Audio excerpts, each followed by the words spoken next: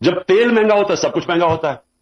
پھر جو دنیا میں فریٹ ہے یعنی جو کشتیوں کے اوپر جو سامان آتا ہے اس میں 350% کا اضافہ ہو گیا, مزید مہنگا ہو گیا.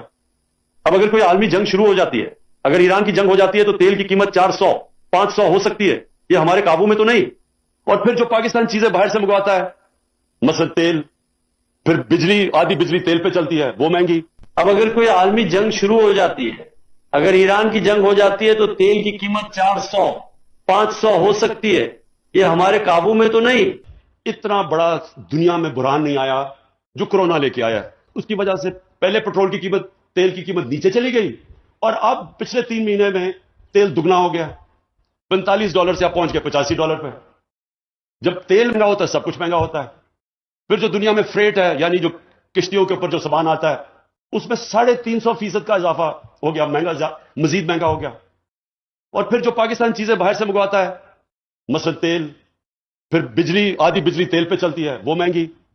پھر جو ہم گھی منگواتے ہیں وہ باہر سے جو تیل آتا ہے جو پام آئل ہے وہ دگنا ہو گیا. دالیں 70% باہر سے منگواتے ہیں, وہ دگنی ہو گئی. تو جب یہ ساری دنیا میں جو مہنگائی ہوئی, وہ ظاہر ہے پاکستان اسی دنیا میں ہے, کوئی اسمان میں تو نہیں ہے. تو لہٰذا ہم نے پوری کوشش کی اور کر رہے ہیں کہ اپنے لوگوں کو ہم اس مہنگائی سے بچائیں.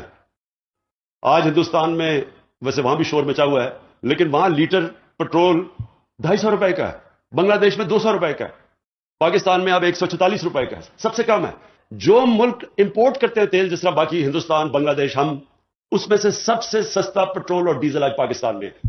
ہم نے یہ کیوں کیا؟ کیونکہ ہم نے اپنے ٹیکسز کم کر دیے, لیویز کم کر دی. سب سے سستا پٹرول اور ڈیزل آج پاکستان میں ہے. ہم نے یہ کیوں کیا؟ کیونکہ ہم نے اپنے ٹیکسز کم کر دیے, لیویز کم کر دی.